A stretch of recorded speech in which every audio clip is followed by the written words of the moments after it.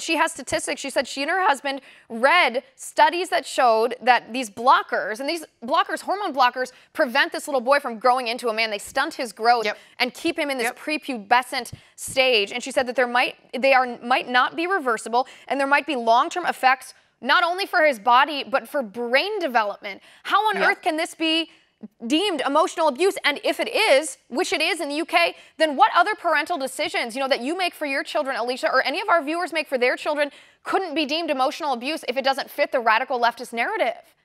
Yeah, what if he decided that he wanted to try heroin for the first time, or self-harm by cutting, or, oh, I don't know, go out and have unprotected sex and father a child at 14 years old? I would think that these are things that some people might think like, oh, that's too slippery slope. That's, that's different. No, we do not know what this does to the body. There is no positive science to show that this would benefit this young man in any way who has Asperger's and is on the spectrum. And the parents are saying, hey, he's 14 years old. Let's hold this for a beat. Give him a year, give him 2 years, give him 4 years. Like the mother said, there's all of the statistics show they err on the side of not doing this to young children. And it is very scary to me how not only there's a medical community, there was an entire school here who called the government in on these parents.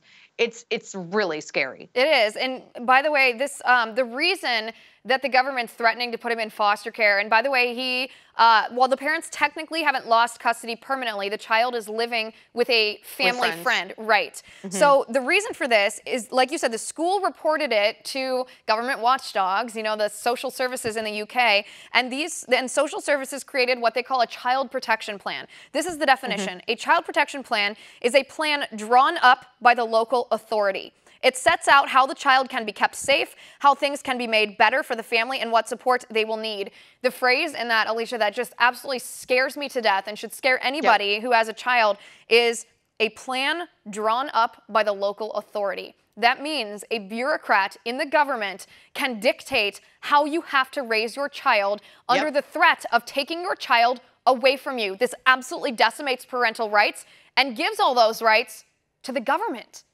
Yeah, and what's to happen when the government says, oh, well, Alicia Krause sends her girls to a religious school, or decided to teach them how to shoot guns at the age of 12 and take them deer hunting by 15? I mean, what if I am deemed unfit? And really, in the leftist state of California, and I know that this case is in the UK, you and I previously have talked about a case in Canada, but we've seen cases like this in places like Illinois, Oregon, and even Texas, where you have a mother who has custody of an 8-year-old child that she dresses as a drag queen and takes to gay bars, and the father is fighting for custody, saying, this isn't okay behavior, and he has lost every step of the way. I mean, we're not just seeing this in socialized countries like you mentioned, Liz. We're unfortunately seeing this here in the United States, too.